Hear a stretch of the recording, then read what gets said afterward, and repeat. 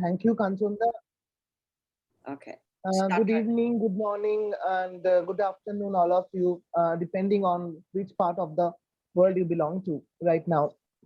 And this is our second session organized by Mr. Kanchan Ghosh. And we are organizing this session as part of Sri Aurobindo's 150th birth anniversary that's happening around the year. And this is our second session. And in this session, we have two eminent speakers. We have Dr. Soumitra Basu, and also we have Dr. Lakshmi Bandalamundi, who also was present in the last webinar that we had.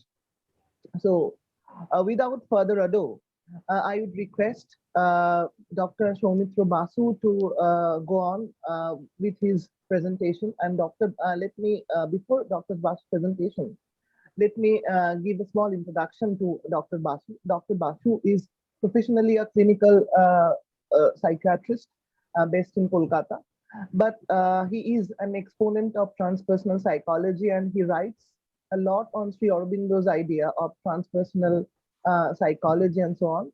So with this, I would request Dr. Basu to kindly go on with your talk, with your presentation, and then we will move on to Dr. Lakshmi Bandalamundi. Thank you so much. Thank you.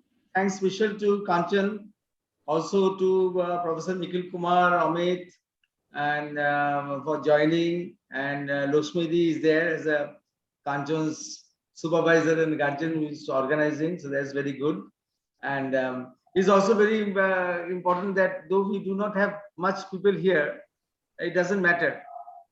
You see that Sri Aurobindo's work, you see, this is frequently I tell people, when we have our programs, we don't have very much crowds in our programs. In Sri Aurobindo programs, we don't have too many people coming in.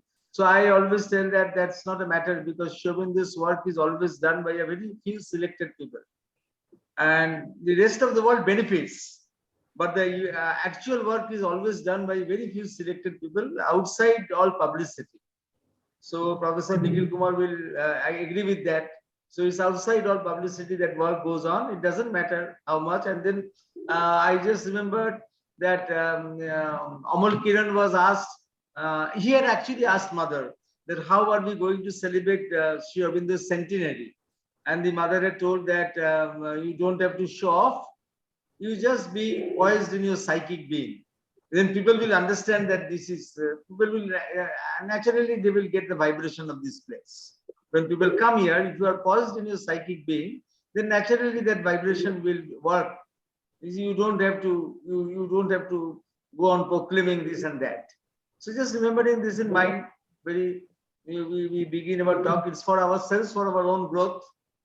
We can always carry that forward, and this is something which we are getting from here, we can share with other groups also. So that is also a way of what you call one type of extension work also that can go on. So I would not burden you with too much time, but I will just, I told Kanchan that I would like to, because it's a small group, I would just like to give a general introduction to Savitri, and then talk about one or two small themes in the first canto, because the first canto in Savitri is the most difficult canto, and the first page of the first canto is the most difficult of all. Actually, it should be read, reread, and read and reread, and should be read after one has finished reading everything. So it's so difficult. Anyway, before that, what we want to tell is that there is a theme of immortality running in the Indian tradition. And it is interesting to see these themes of immortality that have been running, because all of them are represented in one way or the other in Savitri. And then also you have to know their background. Then you can understand that the final, what you call the take on immortality, what is going to happen in Savitri. Because then what has been preceded before. You see, if this quest for immortality was always there, once human being became awakened, so there was always this quest for immortality. And you see that they were wanting to work out immortality in different dimensions. So it was very natural that there was a tendency to work out immortality in terms of in the dimension of space and immortality in the dimension of time. Now, again, I'm talking about this separately, space and time. Then you have to remember that Sri Aurobindo was asked about this scientific concept of space-time continuum, space and time continuum, that is space-time continuum which we hear from Einstein's time, but Sri Aurobindo didn't approve it. He said that space and time cannot be mixed with each other because they are the fundamental dual dimensions of Brahman. You see, there is a different subject. One day you can have a session of that from the supermind, which is the supreme creative consciousness where everything is programmed. The first programming was to produce space and time so that the matrix will be produced where manifestation will occur.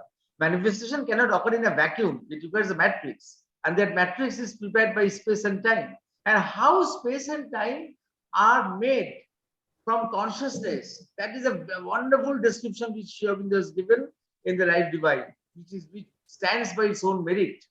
We will leave aside. We are not going to that. What is that? We are wanting to search for immortality along the dimensions of space and time. And the first person who was trying to do it was an adolescent. And interesting because he was Nachiketa. And he knew that this space where this physical being was manifesting was not the, he felt that it might not be the only space. So he went to the abode of death to ask this question, what is there beyond death? Now you know that he was given that he was given that famous knowledge of the immortality of consciousness, the immortality of soul. But Anirbanji raised the question, why Nachiketa had to go to the abode of death to know about death or what is death? Why he had to go there? There's a dilemma. Why didn't he ask this question here on the earth to somebody? He had to go all the way to the abode of death. Because you see that Nachiketa at that time, it was a realization that this mortal space is not enough. There are different types of spaces. You see that there is a different type of space. There is a mortal space which is containing our mortal being.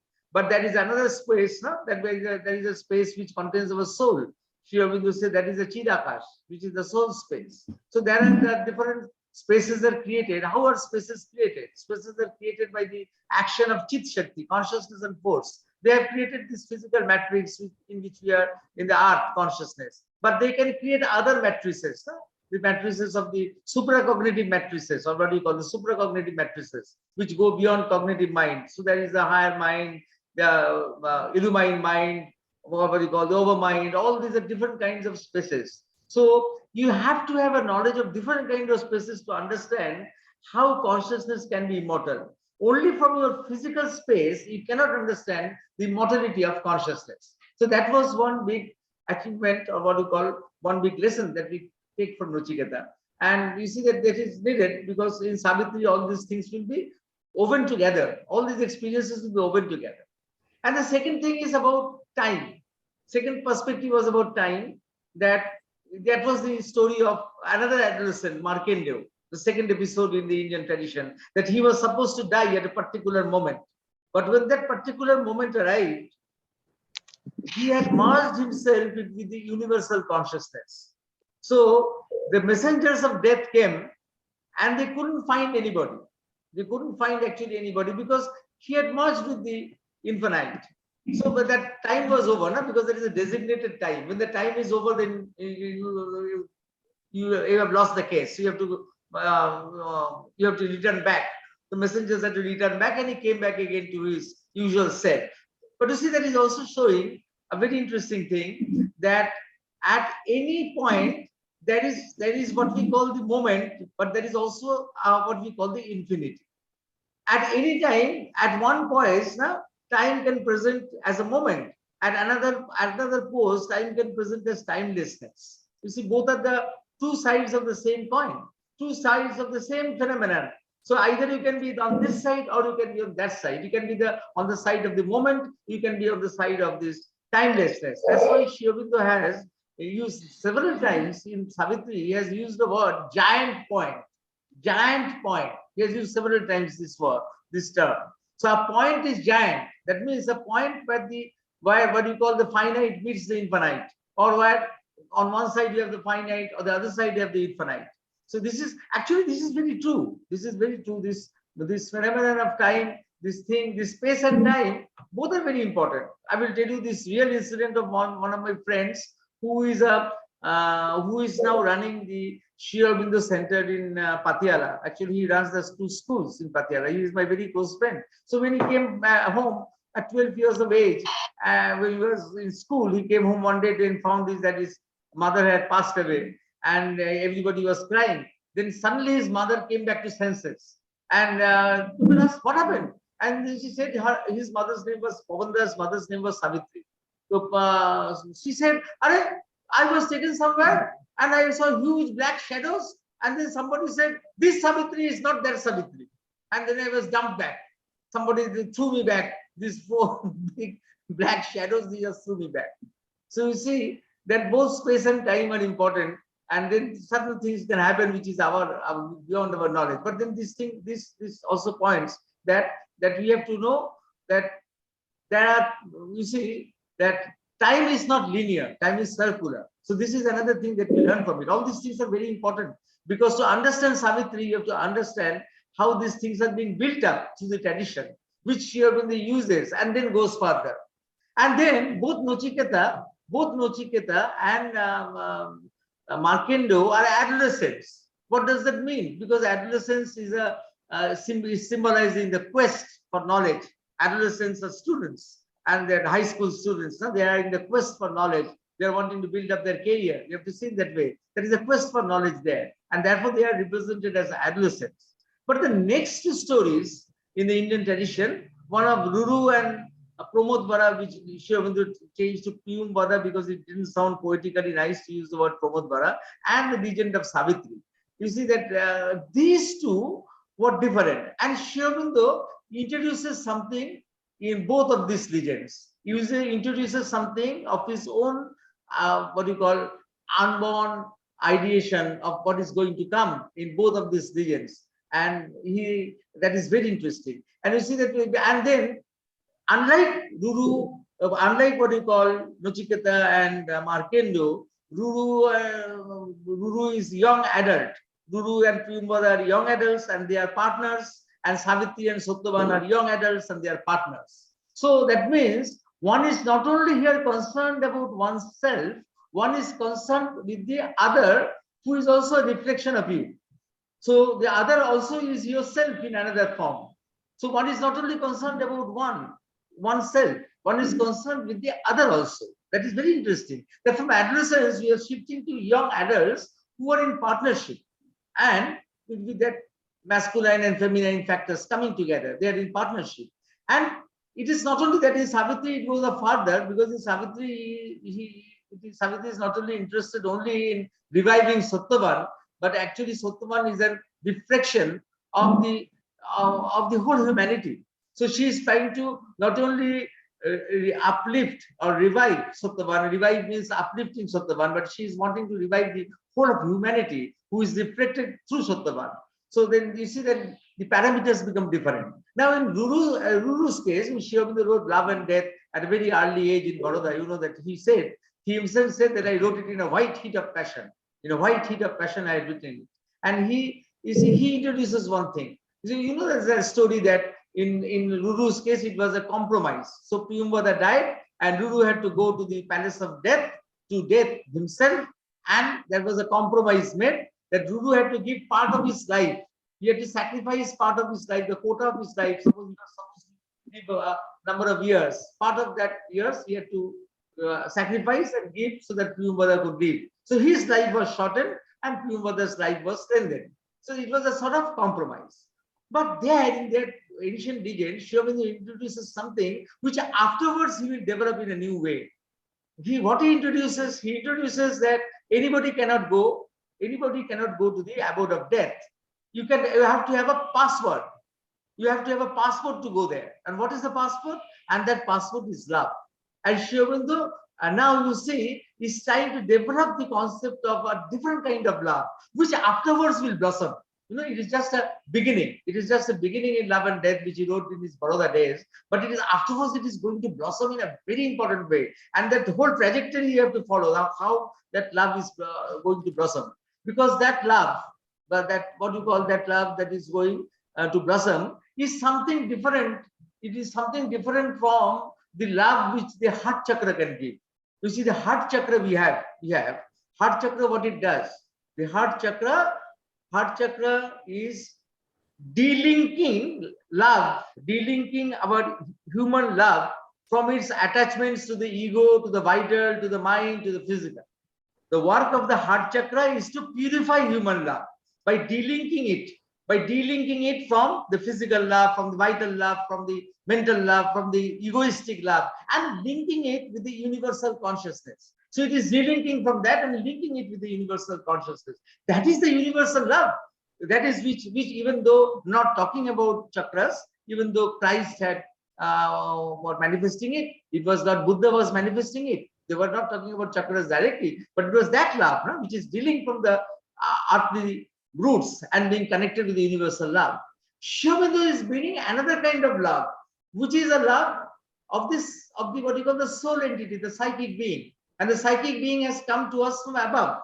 The psychic being has come to us from above, from the Jivatma. It has not come from the inconscience. So it is automatically free from all impurities. It is a very different kind of love. You see, without that kind of pure love, you cannot cross that river which you are wanting to cross to bring what Sri Aurobindo's vision. You see, all these things will develop in time.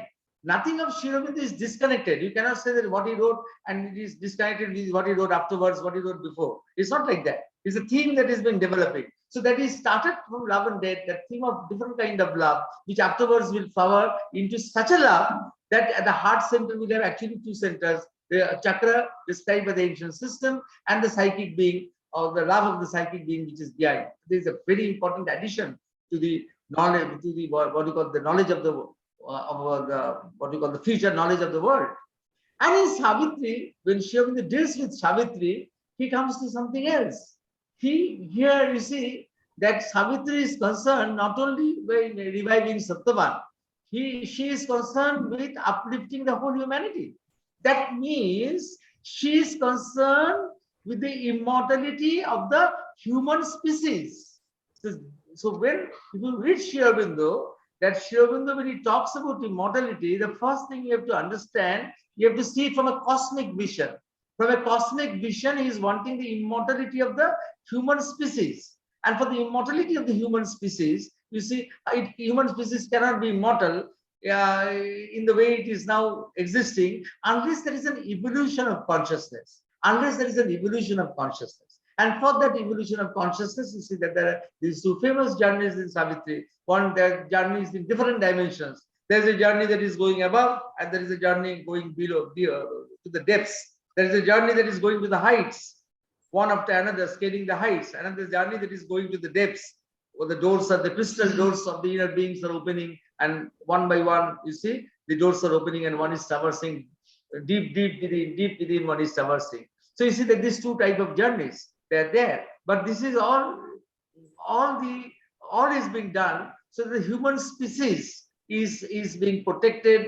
There is a guarantee that the human species will be immortal. That is his soul. That is his soul criteria. He's thinking that every time, as Mother said, that whenever there was a creation, there was dissolution. Mother said that is all right. This prolai always happened because something was missing. In each cycle, something was missing. So prolai happened. In this cycle, this prolai should not happen. That was the work of Mother and Sri Aurobindo.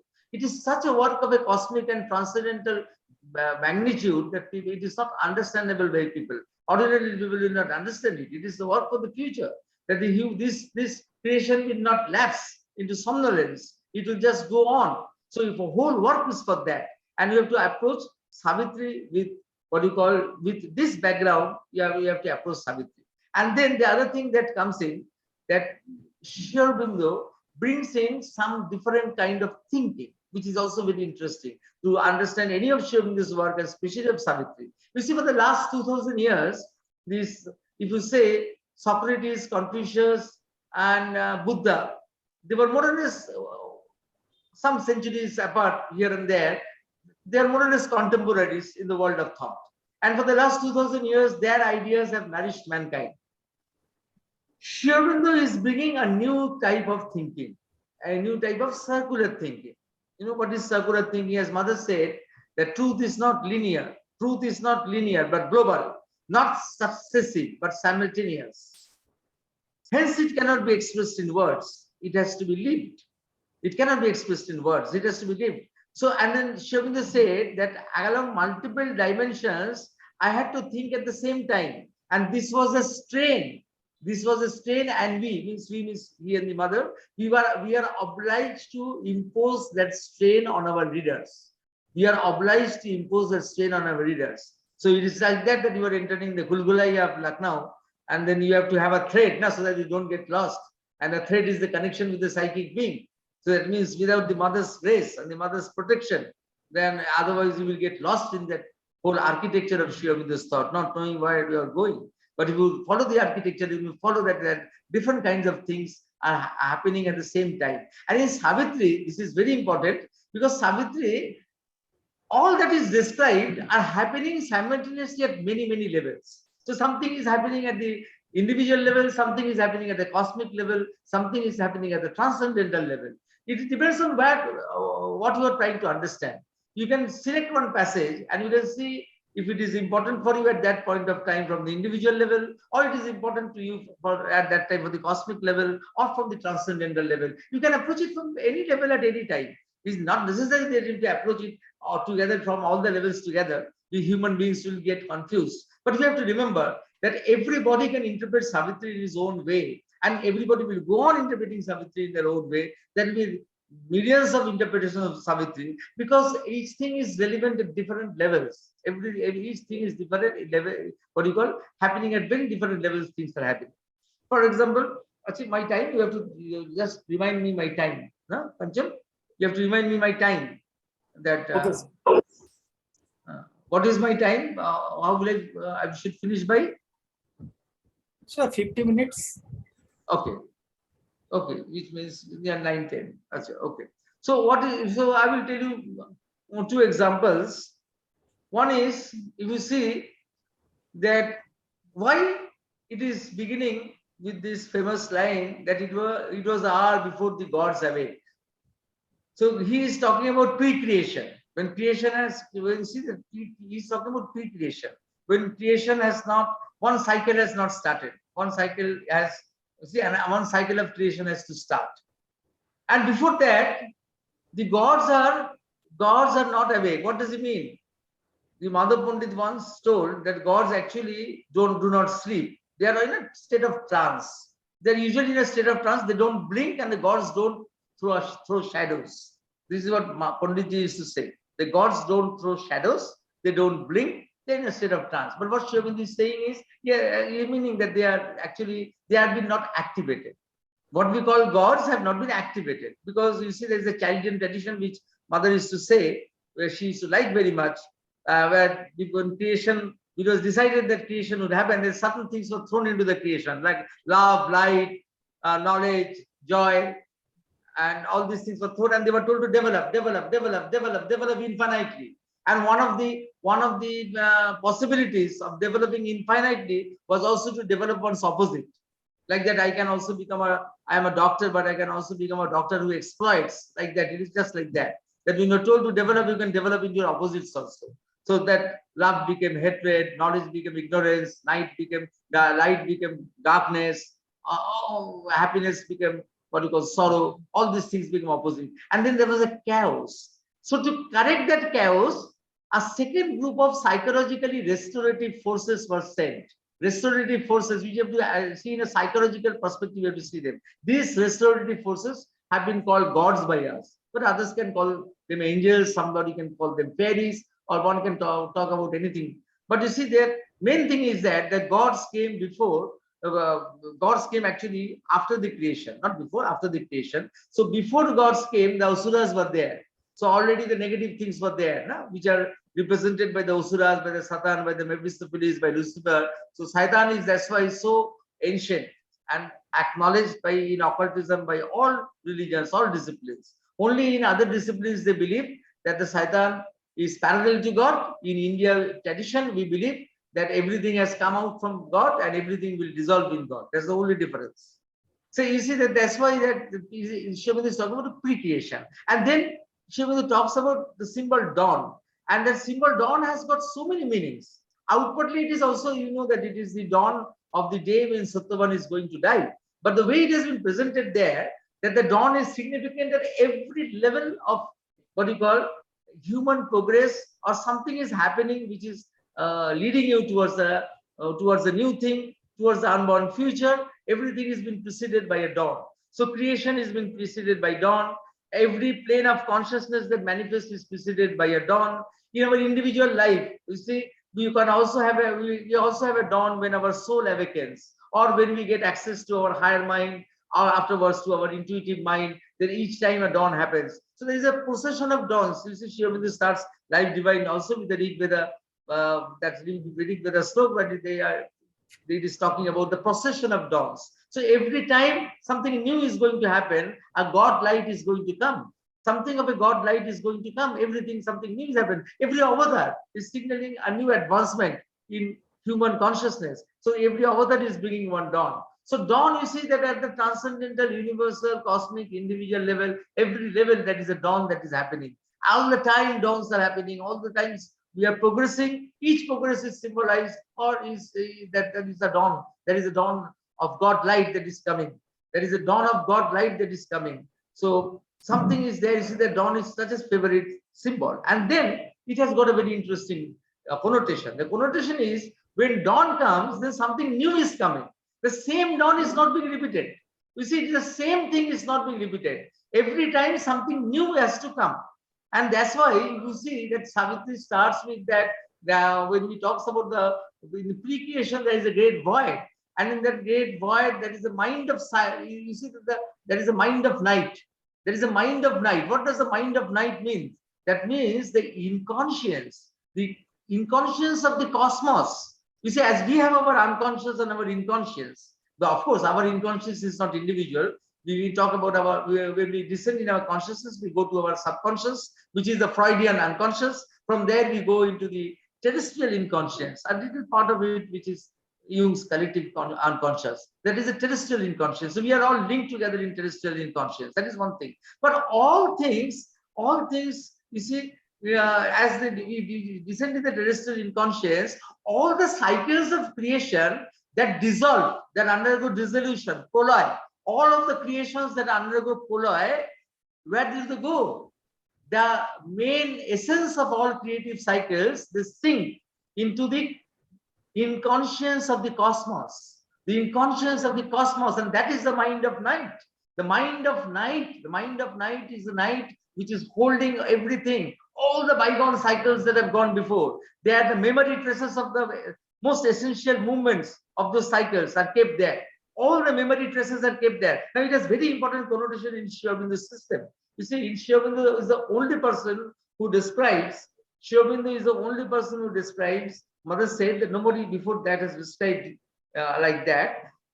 Sri Aurobindo has said that the individual is equally important as the universal and the transcendent. And the individual doesn't dissolve.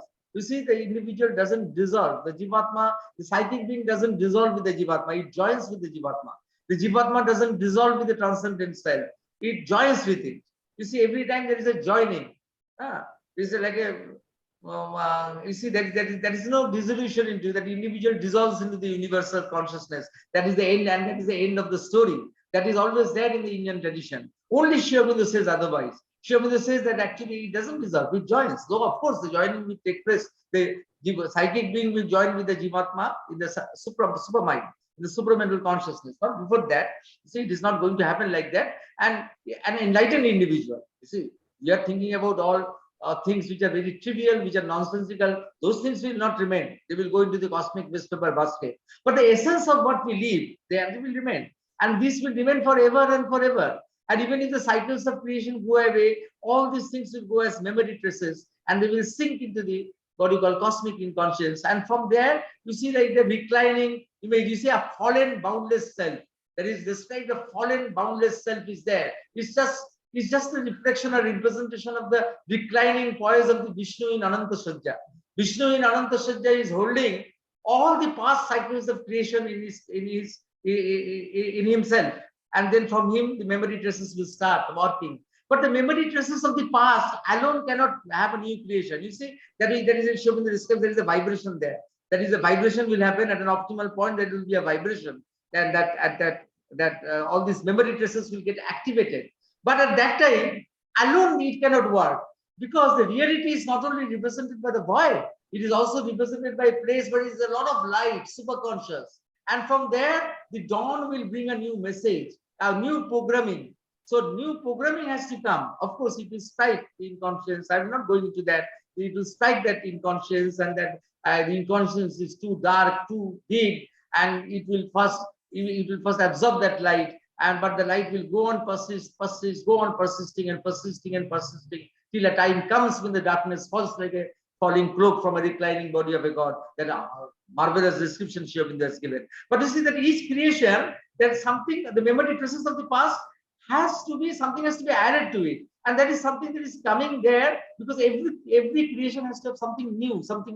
It cannot be a repetition of the past. So you see that in our personal life, you see, this is very important. Even 2 days back, I remember this when I was told to give an opinion whether one couple will go for divorce or not. And I just remembered this Savitri's, this concept that every time everything new has to be made. And then I asked I asked this young lady that your husband has wanted anything new? He doesn't want a child. He doesn't want any, he doesn't have any new values. He has no dreams of building something new, even building a new house, which should be very artistically decorated. Nothing new. He is only wanting his money from his wife to keep it in the bank. I said, then I remembered this Savitri's saying that this is very, if there is nothing new, then there is no value in it. I said, then you just, I would say that you just go for divorce. You see, just basing on this Savitri's thing and without going to other histories, I just told that you just go for divorce. There is nothing there. If nothing new is wanted in a relationship.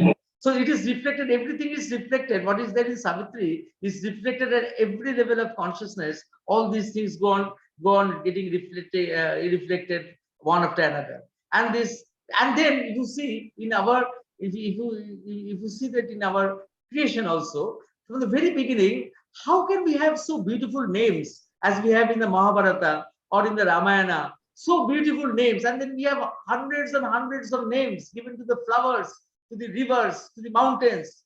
From where they have come? They must have come from some seed idea in a past creation. It cannot be. You see, some years back, one Muslim gentleman came to my clinic for his son, and he was carrying a book. But in the book, it was written, in the name of the book in Bengali, it was written, Giving Names in Islam. I said, what is this book? Then he said, sir, our religion was born in Arabia. Our Indians don't know Arabic meanings. So they use all sorts of nonsensical Arabic words, which might be abusive terms as names. We should not be used as names. So I have written a correct way how names should be done in Islam. But if you consider us, in ourselves, I'm not talking about the Islamists, but about our non-Islamic tradition. When today a new child is being born, we have to search the Google to see how we can have a new name. You see, that is our fate is like that. But there, you see the names that were given in consonance with the objects, right? The vibration with the consonance with the objects. He said it must have come from previous creation. Certain things are there in this cycle. They have come from the previous cycles. Might be the image of Ganesha, which is the only image in the world that you can every day break and make. No? Throughout your life, every day you can make one new Ganesha, which is different from the Ganesha the day before. So such a creative thing. It is so ancient, so ancient. It must have come from something, some memory trace from very past must have brought it. Or if you see Sanskrit language, for many hundreds of years, it is not used as a dialect, but still survives. Where does it get its strength? So some roots of it must have come, must be there in the memory traces of the cosmos. Which I am telling that let us think in terms of the cosmos. You see, in Savitri helps you to think you in terms of individual, in terms of cosmos, in terms of transcendent. At every level, you can think in terms of Savitri. I'm just finished with an example recently that happened in my clinic, that how Savitri explains so many things even at the individual level. And you see that I teach relaxation to our clients, to my patients of anxiety. And then I also use this relaxation techniques. I do it in corporate settings where I have to relax number of people at the same time. I teach them relaxation. And when people get relaxed, then people feel heavy. Isn't it, Lakshmi, that when people feel relaxed, then people will feel heavy? Or in relaxation, we tell that you have to feel yourself heavy and heavy and heavier. And Savasana is like that. Savasana means what? Sav means the corpse.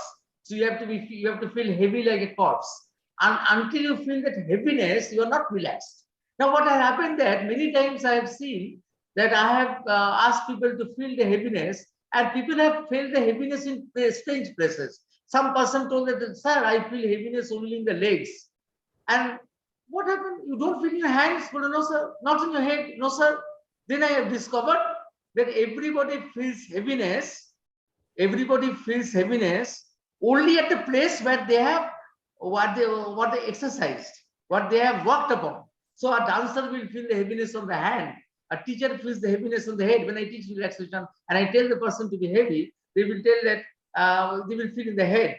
And the person you see who was feeling it in the legs, he said, sir, I used to play football, but I've stopped playing football, but the body remembers. You see, the body has a consciousnness. So the body can relax at that part which you have used, which you have exercised, which you have worked upon. Now then this surgeon came to me, then I said, who was suffering from terrible anxiety.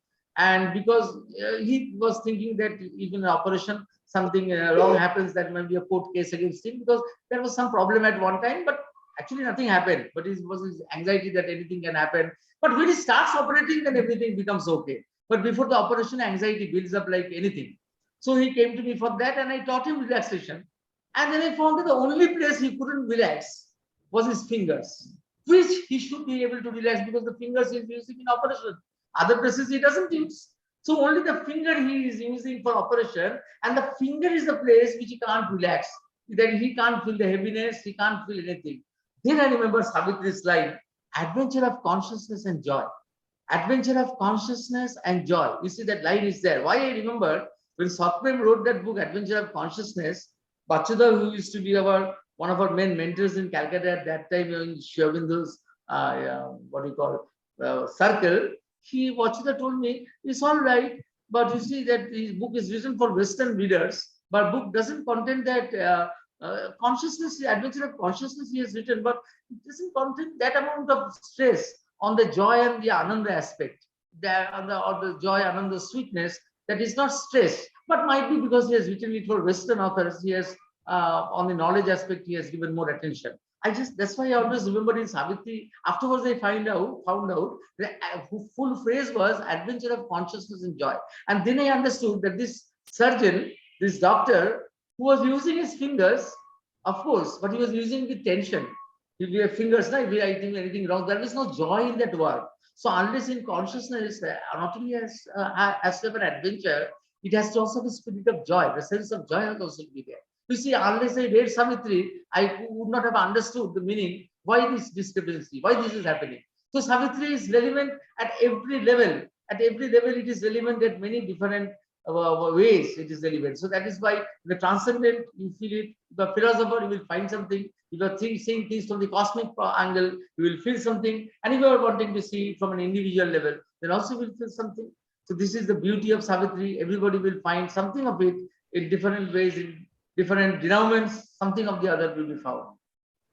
So that is all I wanted to share. I think I have crossed my time. Thank you for giving me a very patient hearing. Thank you. I think that you could add something to it. Somebody, will you please add something? Lakshmi could add something to it. Professor Nikhil Kumar could add something to it. Shubham would add something to it. Unmute yourself. Okay. No, sir, thank you so much for your very enlightening, very engrossing presentation.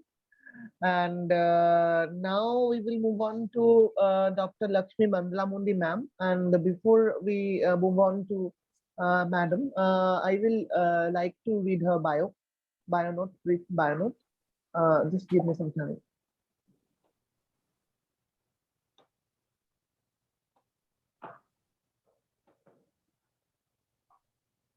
Just a minute. Yes.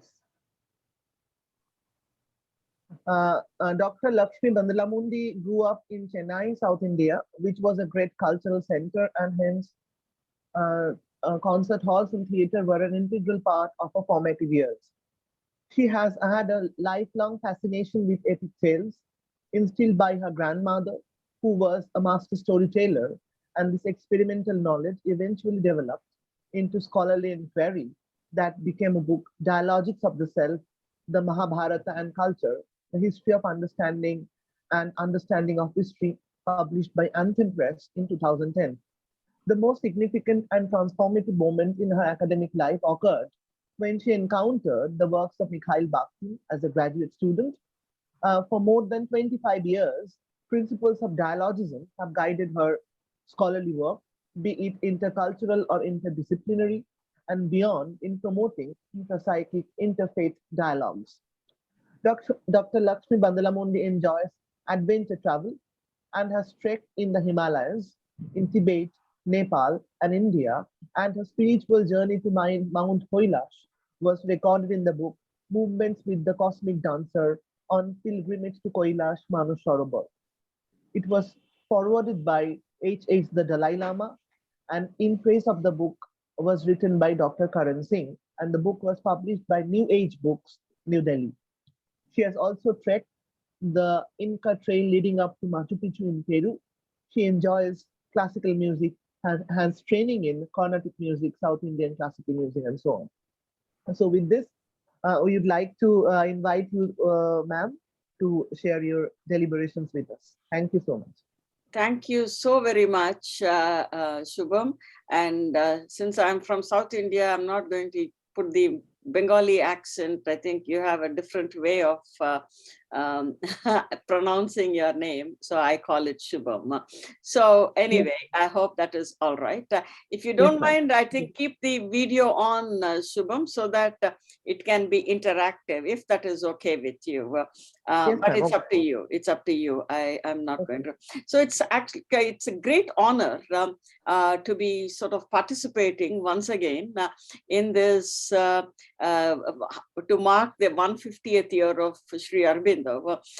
In the previous conversations with Kanchan, I would always say, you know, I don't bring Sri Aurobindo with any of these contemporary Western thinkers. It just seems like he is an ocean in and of itself. And thinkers like Deleuze or Guattari or even, they just don't do enough justice, I feel. So it's a difficult task or a challenging task. But I just was thinking about some of the converging points because what Sri Aurobindo and Bakhtin, they are really the master dialogicians. You know, it is dialogue with the fellow human being, dialogue, what is the nature of the love. They also were concerned with death from within and death from without, which Bakhtin writes quite extensively about it. They too lived through a very tumultuous period. Sri Aurobindo through the freedom struggle of India to recover the civilizational grandeur, right? Whereas Bakhtin lived through the turbulent period of the Stalinist era. So in many ways, what happened was Bakhtin was ultimately interested in this dialogue itself for him. You know, the question of very God is, it's almost dialogue becomes a metaphor for God. And he wrestled with Dostoevsky's relationship. So, meaning is not contained in the events of life. And why is it that we must recognize the inevitability and the imminence of the death? Because it is to understand and develop a philosophy of life. So both, those are, and more importantly, for one thing that with Sri Aurobindo that we recognize is that his call is for action. It is really a philosophy of the act. And one of the earliest works of Bakhtin was also towards a philosophy of the act. Everything had to be grounded knowledge. So both Bakhtin and Sri Aurobindo had no patience for a very Kantian, Hegelian sort of an, or even a sort sort of the nirvana kind, which is otherworldly and an escape from the earth. But it was always the descent that equally mattered. As Sri Aurobindo famously said, much of the work begins after the nirvana, you know. So in the very well-known, so I actually, because I was asked to kind of concentrate on the psychological aspect, Sri Aurobindo on himself, he says, just 3 passages I'll read. It would be only myself who could speak of things in my past, giving them their true form and significance. And he also says, but why write my biography at all? Is it really necessary? In my view, value does not depend on what he learns or his position or fame or what he does, but on what he is and inwardly becomes. That inward journey, that inner landscape. So Bakhtin also talks about how the body does not end with the contours. It is a finite entity, but it stretches, you know. That's because the inner consciousness, the inner landscape where the infinite resides is the, you know, ultimate. So in a very interesting way, it is the finite entity that keeps the infinite. So all the journey is within and not sort of, outside. So in Bakhtin's very famous work of Dostoevsky, and this is very interesting. He says, no human events are developed or resolved within the bounds of single consciousness. What he means by single consciousness is, it is not just the exclusive property of the individual, but rather there are many planes on which the consciousness must operate. It is as much about the fellow human beings, because the other is already within the self itself. It is not so inseparable, but it doesn't sort of merge in a kind of a dialectical Hegelian dialectic. But as Dr. Basu very nicely pointed out, that mother said that the Jivatma joins the Paramatma, right? Sort of your through that kind of what Bakhtin would call as the dialogue. It is through the dialogue that we achieve and recognize the truth. And then, so what Bakhtin is saying, hence Dostoevsky's hostility to those worldviews which see the final goal in a merging, in a dissolution of the consciousness in one consciousness, is the removal of individuation. So what he says is, this is very interesting, no nirvana is possible for a single consciousness. No nirvana is possible for single consciousness. Consciousness is the essence, multiple. So that multiplicity is really operating on this multiple levels of the cosmic. So because his lifelong search for Dostoevsky also, it was the relationship with Christ. So when you read the Grand Inquisitor and Brothers Karamazov, so institutions or institutional church, institutional things are just simply a necessary evil, so to speak. It's necessary. It's like, sometimes I say PhD is a piece of paper, but it is a good necessary piece of paper, in order to sort of progress. So what I just want to read a passage from the very first page that Dr. Basu of Savitri, because this is turned from the insoluble mystery of birth and the tardy process of mortality, and long to reach its end in vacant naught, as in a dark beginning of all things, a mute, featureless semblance of the unknown, repeating forever the unconscious act, prolonging forever the unseeing will, cradle the cosmic drowse of ignorant force, whose moved creative slumber kindles the suns and carries our lives in this somnambulist world. That kind of a sleepwalking state. How then do we awaken from this sleep walking state, and how do we develop? So here I'll go to the Bakhtin. in his philosophy of the act, he says, life can be consciously comprehended only in concrete answerability. This answerability is a very critical, how do you answer to death? It is only through life. Right? You can answer to, because, our entry into this, Bhaktin says it our entry into this world and exit from the world are not events in our lives. Satyavan's demise, momentarily, is not an event in his life. He is not experiencing that. Savitri is experiencing it. So it is incumbent upon Savitri to sort of recover that through the dialogue with God of death itself, right? Because that is how the immortality is achieved, or truth is recovered, in that kind of dialogue. So what Bhaktin says is, a philosophy of life can be only a moral philosophy. Life can be consciously comprehended only as an ongoing event and not as being qua a given. See, as much as, Sri Aurobindo is talking about transformation, evolution, it is not improvement. I would think that Sri Aurobindo is talking about. I can become a better human being, but I need to transform, onto a higher plane. So I no longer can be just this sort of a living entity with cells and other sorts of things.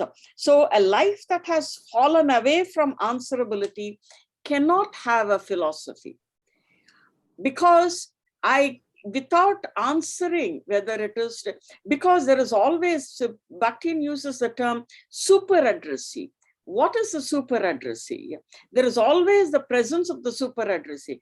It could mean, God, it could mean civilization, it could mean Mahakal, the time, right? So we are answerable to that. Don't think that, we are, so in fact, we are authoring the self through the answerability itself is a form of authoring. When I am sort of trying to reflect on my life and having this intrapsychic dialogue with myself, you're actually having the image of somebody else also within, right? There is an imaginary other. For that matter, even in the privacy of my household, if I am looking at my image in the mirror, I see myself how I see myself. I am also seeing how I think others see me. And I'm also responding to how I think others are seeing. I for myself, I for others, and others for me. That is the triadic relationship within which that self is built. But this triadic relationship, how I see myself, how I see others, and how others see me, are never going to be almost, identical, and it should not be identical. That's what creates the necessity for the other, right?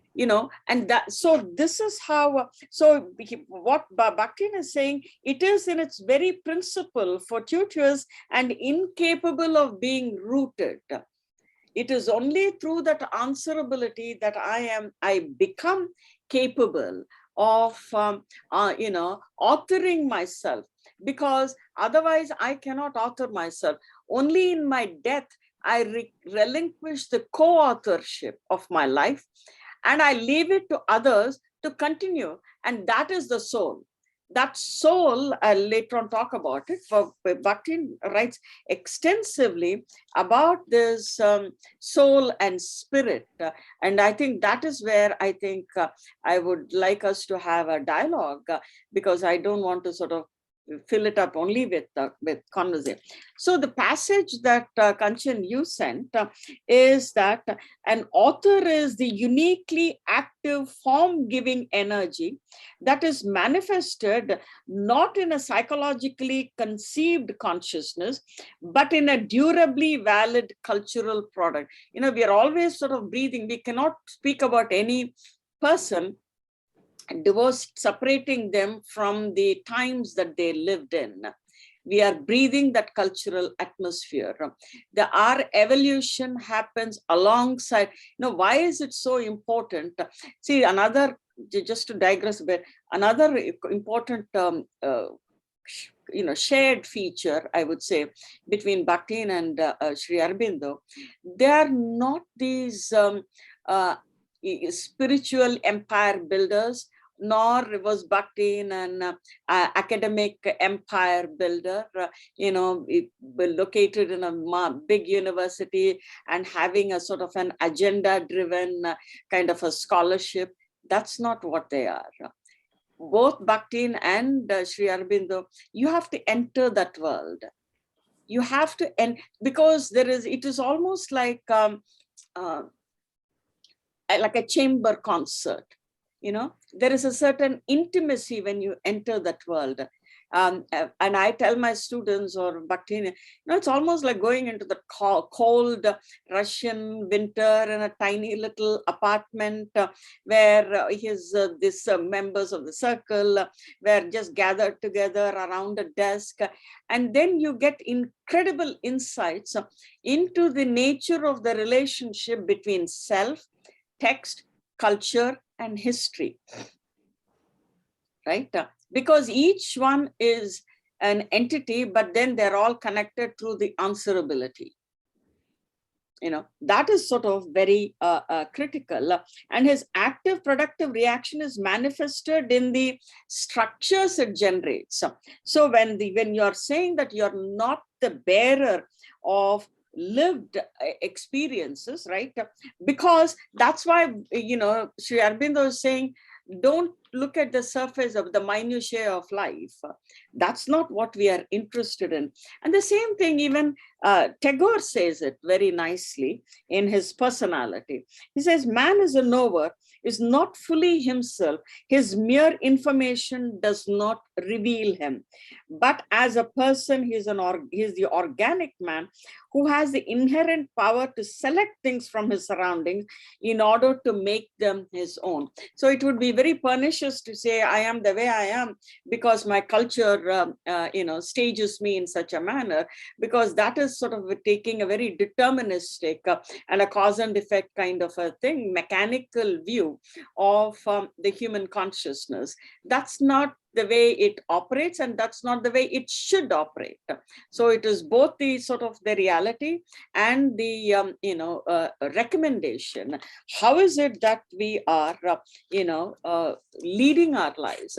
So this is because this is a, and they sort of give incredible insights into the psychological aspects of the consciousness, and it's on multiple levels. So, as I said earlier, his Bakhtin builds, it's really about a creative composition of that inner life. How do we pick from the multitude of entities that are already there in the world, and how do we selectively bring them into our consciousness and construct it, right? And that is the creative composition of life, not just simply claiming. So on one hand, this whole equation, the triadic equation, I for myself, I for others, and others for me, they are never going to be complete, they are never going to be identical. It is precisely the gap between how I see myself, how others see me, and how I see others. That is where there is room for negotiation, resistance, retaliation. See, on one hand, and rejection.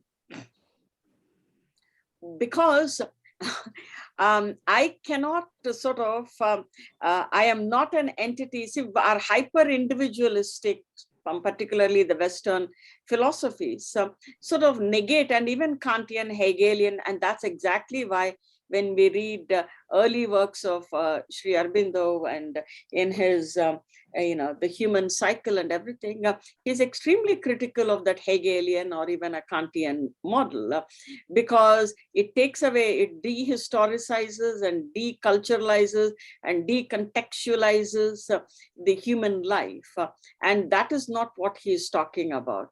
He is really talking about evolving alongside the, alongside the culture, so to speak, right?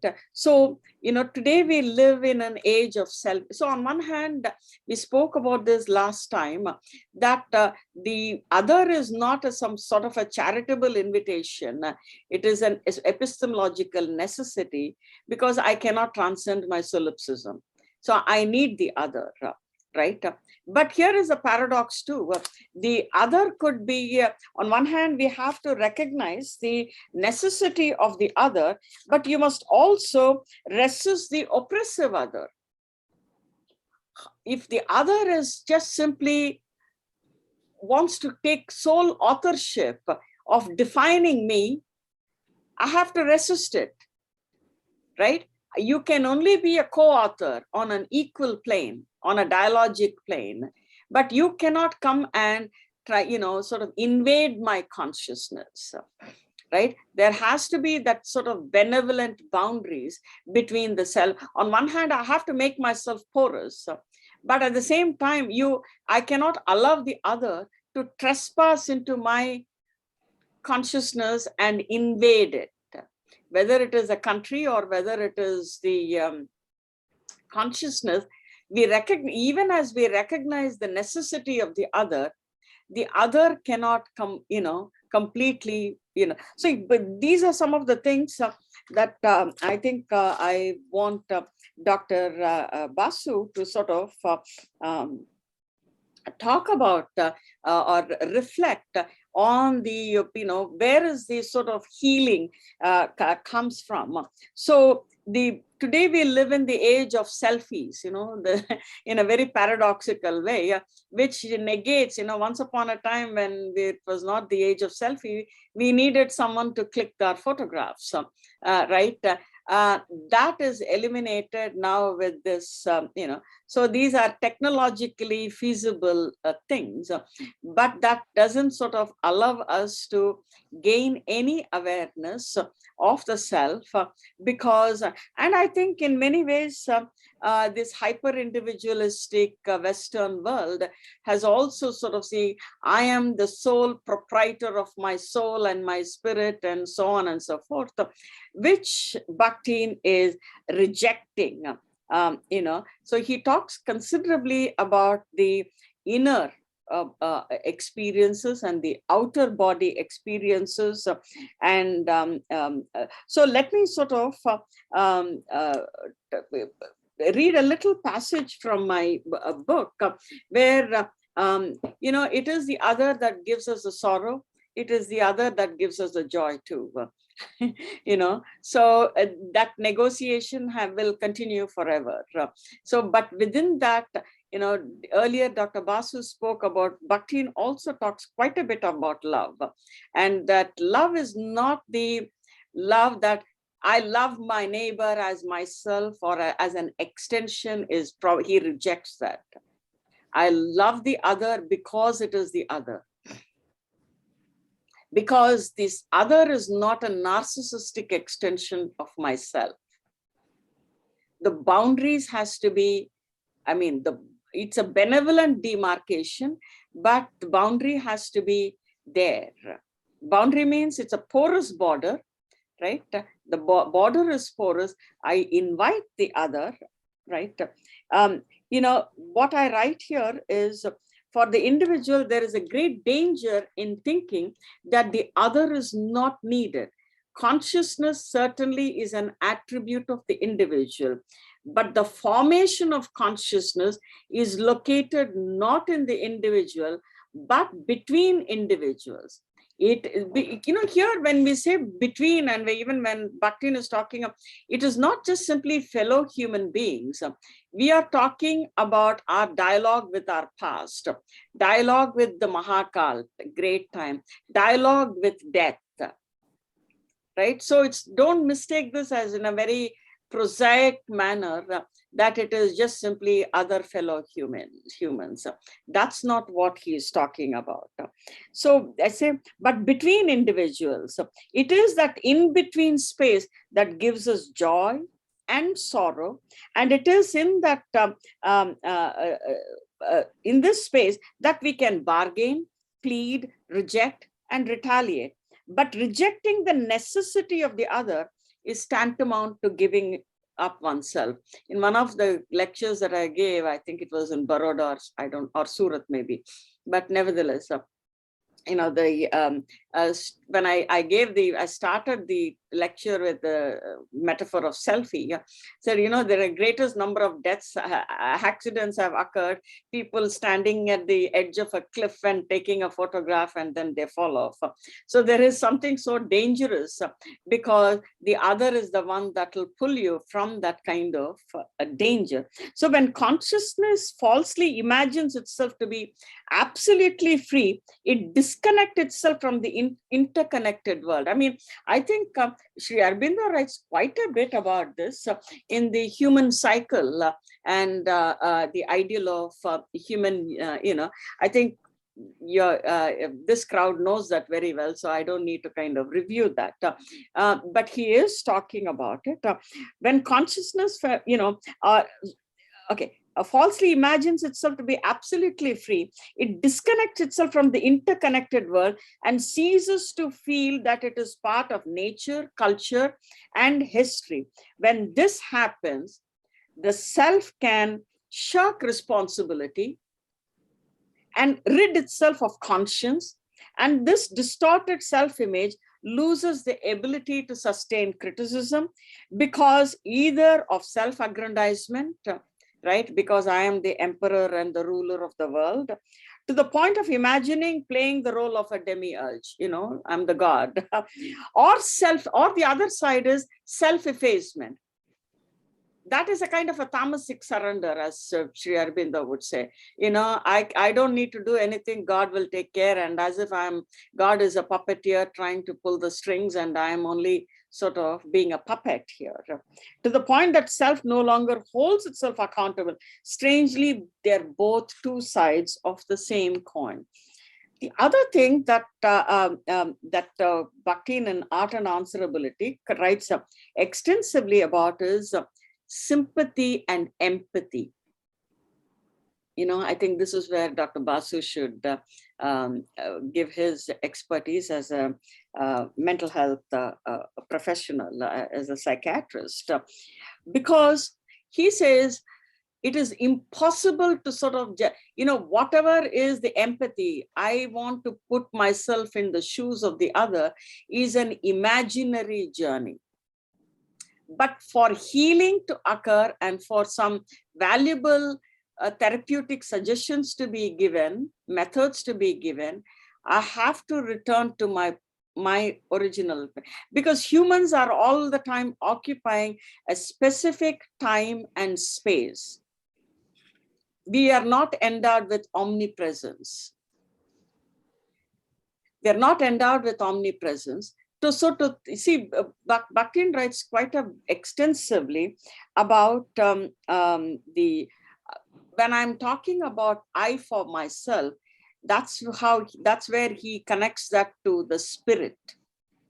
The spirit is the one that will accelerate itself and fly, and it goes into this open-ended free world.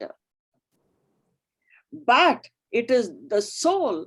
It is so much an interior part of myself that through my own individual efforts, that soul cannot be preserved or even consummated, but I am at the mercy of the other to kind of consummate that soul.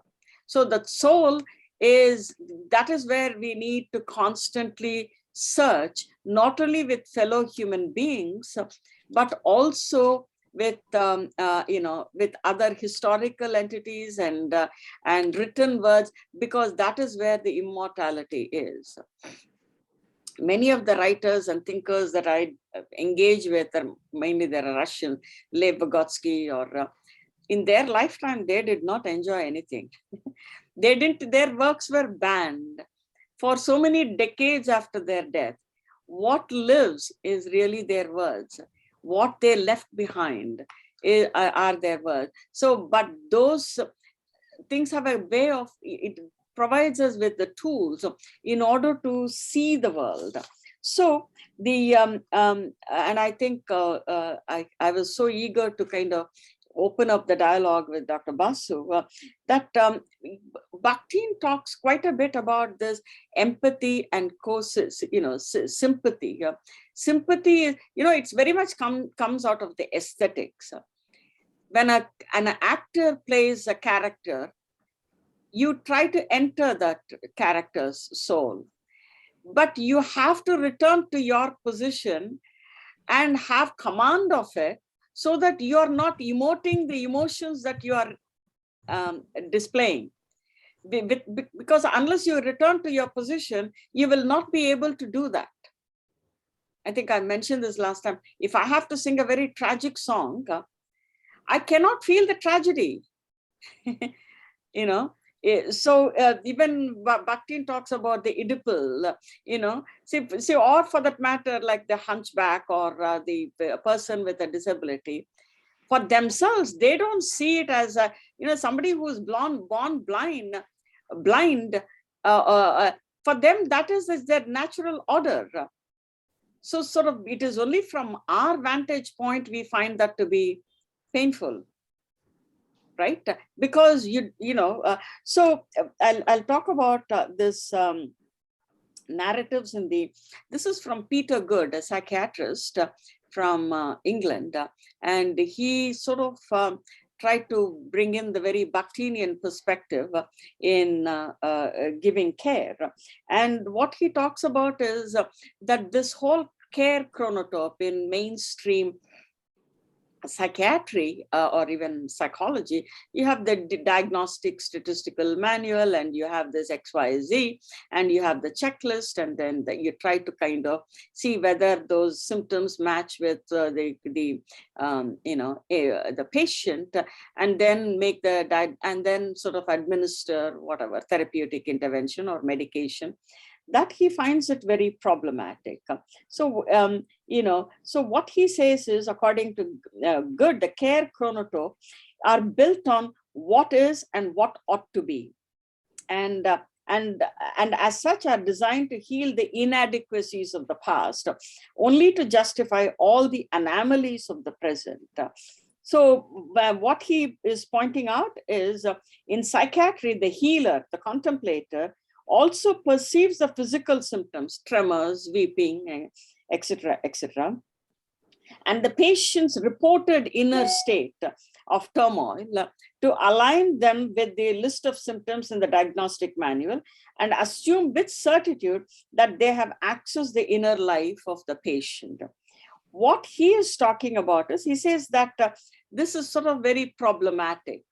And Bakhtin writes quite a bit about expressive aesthetics, which he calls it very impoverishing, because it assumes that everything, that inner life is bound and fixed, and that you are just simply reporting it. So what he says is, he says there's a new way of understanding mental health issues. To travel polyphonically is to read a landscape of the improbable voices. So, he feels that by listening to the voices of the people and understanding how they give meaning. See, meanings are not, meaning is a relationship to our lived experience. That Bhartrhari would say, Bakhtin would say, and I think even Sri Aurobindo would say, it is a relationship. Everything is, meanings are not self-contained. That's why, as we evolve our own relationship with the authors, like Sri Aurobindo or any other text, that every time we encounter it, we find something new. Every time I read Mahabharata, that's one of my works, that there is something new, something novel comes. There is something that is very, a new insight. But then the chronotopes, I would say Bakhtin was not talking about just a cyclical time. What he's talking about is really multiple times. And it is that multiple chronotopes, time and space, right, that converges almost like a chaos theory. See, that's why our ancient texts, that Sri Aurobindo's beautiful expression of Mahabharata, actually it comes in another, actually it comes in his poem that I started this book with the, outmeasuring space and outlasting time. It is the infinitesimal infinite in his. So I actually started in the preface of my book, Difference, Dialogue, and Development with that. So I think it goes very well with Mahabharata. Mahabharata is something that outmeasures space and outlasts time, and the Mahakal is all the time responding to historical time. So that is where I think, see, one of the other things that in literary criticism, particularly Russian literary criticism, is death from within and death from without. Like there is a finality of death in Tolstoy, but you read Dostoevsky, death is just simply, and so as I said earlier, for Bakhtin says, death is not something that finalizes. The death does not finalize anything for that matter. It is only that, in fact, Bakhtin would say that death is the final gift that we relinquish, to the other, so that the other will continue to write. So as students of Sri Aurobindo or anybody, all of us, even after we are reading his texts and we are kind of giving co-authorship, and his soul is preserved through our individual efforts too. So the soul cannot be rescued through our own efforts. And Mother played a very critical role in trying to give a framework for Sri Aurobindo's works, because she is the sort of the interlocutor and the interpreter, and she has left behind so much of volumes of work in trying to sort of explain. So through that kind of a conjunction is where the soul is, preserved. So we cannot heal some. What Bakhtin says, even if somebody, I cannot be a spokesperson to someone, right? Nor can I am not my own hero. I cannot author my own achievements, leave it to the other. I cannot be a player and be a referee at the same time. That's absurd. I mean, that's what the lesson of Bhagavad Gita is all about, Nishkama Karma, right? Because I cannot be the actor and the judge. That has to be relinquished to the other, right? Because only then I am invited, then I have to sort of, see, we all want to be human beings. Love itself is a gift of life. And this is something that I talk about it in my classroom quite a bit, because that thirst for love drives people into very abusive relationships. Love is on a completely different plane. Different plane means by entering into, to fulfill that thirst and to enter into an abusive relationship and losing the very ability to love is really tragic. That's very tragic.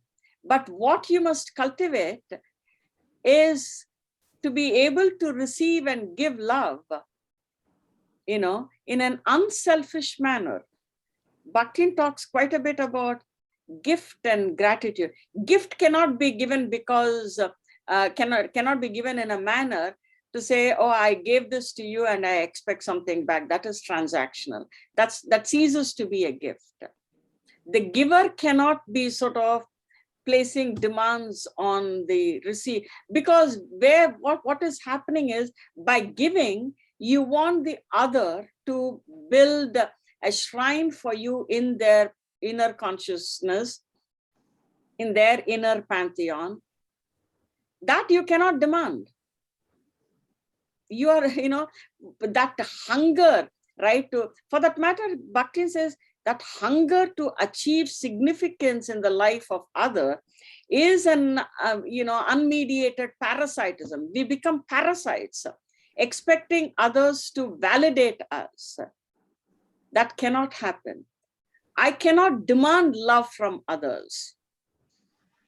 It's not something you might think that we are deserving of it. Many a times students initially are very intrigued by it, and then they say, okay, Professor, what you said was right, because I got into this nasty habit of getting into some very, very horrible relationships, and I expected him or her to love me the way I want.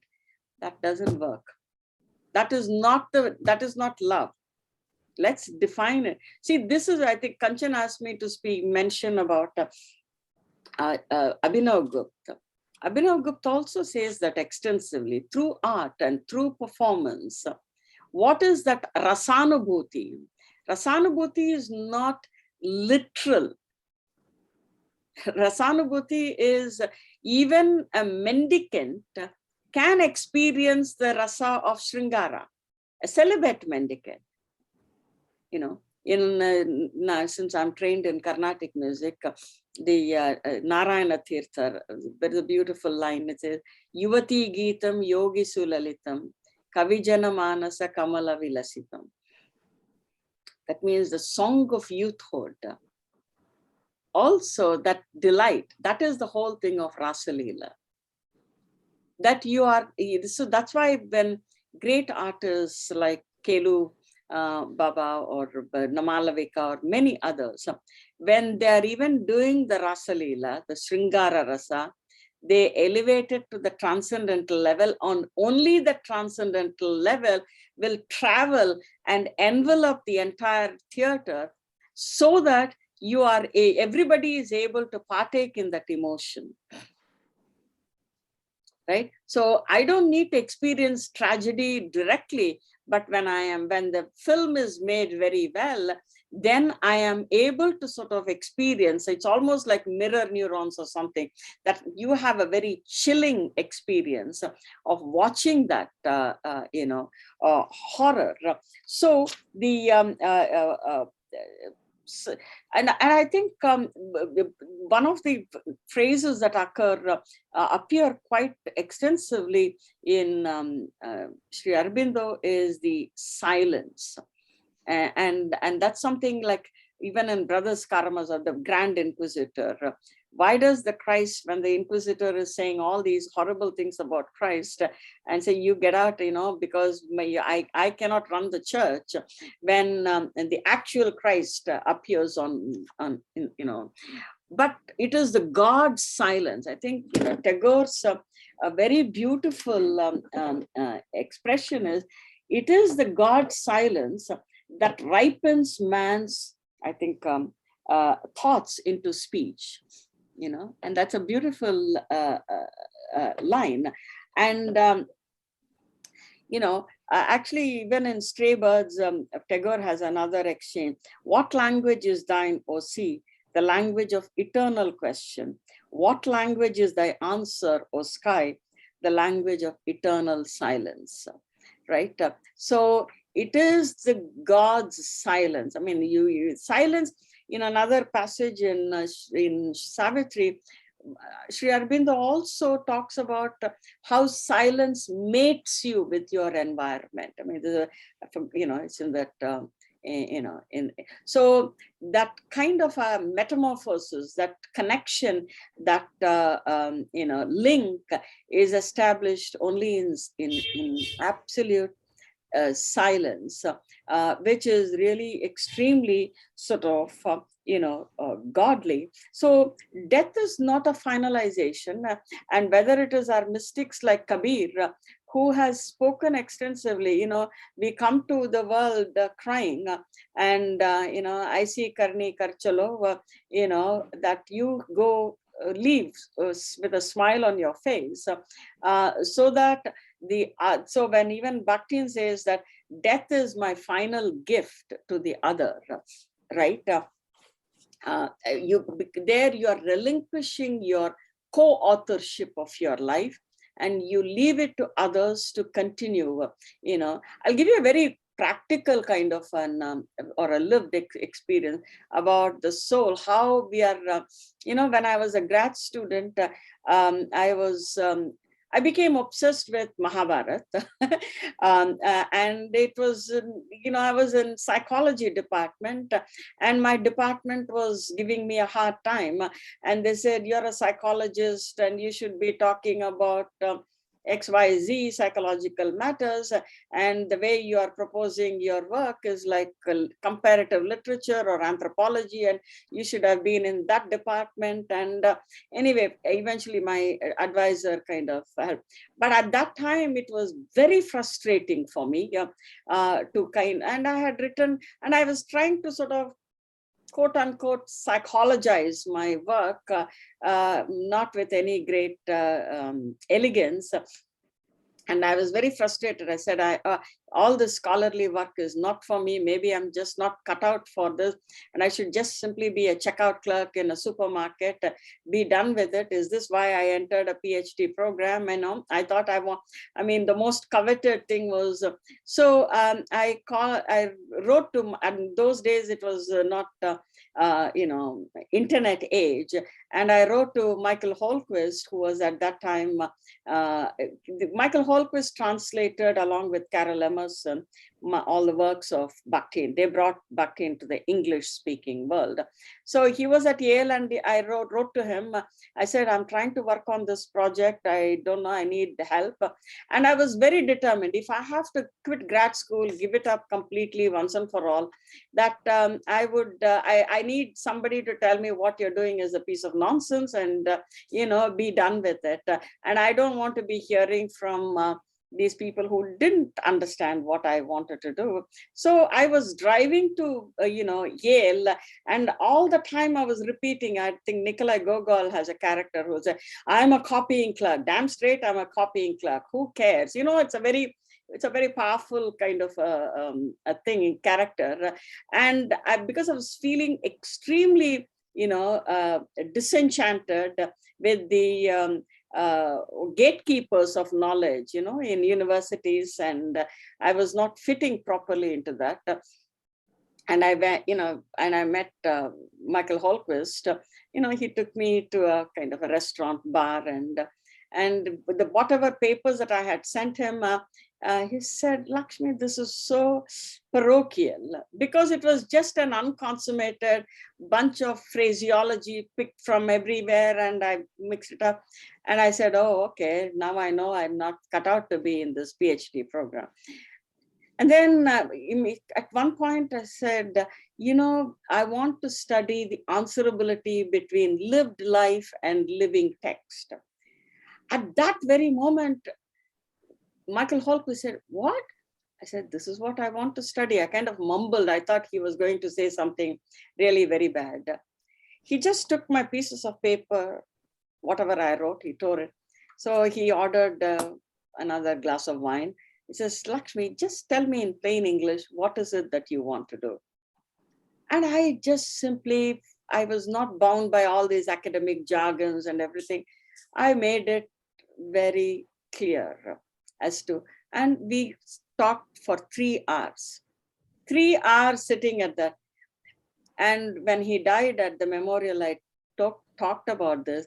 I said that day, Michael Holquist shred my pieces, what I wrote, but he rescued my soul. because on my return trip from Yale, I was happy. I said, okay, I know what I want to do. I don't give a damn what anybody thinks. This is what my project is, and nobody is going to make me feel insecure. So my point is that preservation of that soul could not have happened by my own efforts. I needed the grace and the charity of someone else. I mean, he actually wrote in his deathbed blurb note for this book. I could not have done it by my own. So in other words, what Bakhtin is saying is that what we call as the soul, we are at the mercy. You know, he talks about even the underground man of Dostoevsky. He's all the time gathering information. How do other people see me? You know, because he cannot consummate his soul. He can be selective about what he absorbs and what he rejects. But he cannot say, I'm going to preserve my soul by my own effort, because just as how the exteriority of my body is invisible to me, the interiority of my body is also, or, you know, consciousness is also not completely visible to me at all. So I need the gift of love from the other, and I should be willing to receive it. I should show receptivity for that love. Without that, I cannot.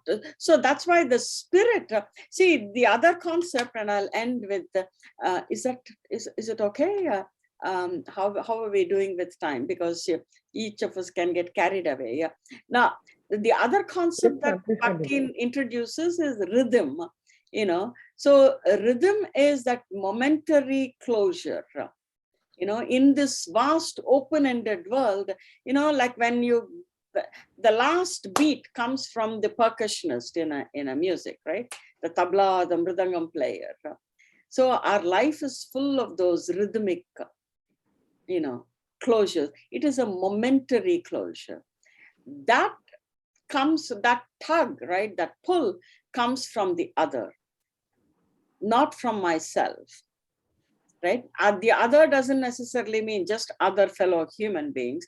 The other means the books that we read, the history that we inherit, the civilizational genome that we carry with us. That's where I think we should have a more discussion than, sort of just talking about this. So is that okay if we open up the discussion, Shubham? Yes, ma'am. Thank Okay. you. And the floor is now open for discussion, questions, and comments. So if you would like to pose your questions or comments to sir or ma'am, you are welcome to do so. Thank you.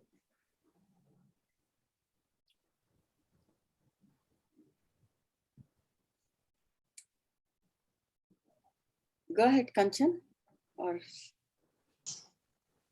Nikhil. Go ahead.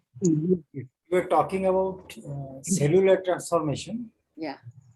So I invite Dr. Basu sir, if you please tell us what actually cellular transformation is. This is very difficult for us.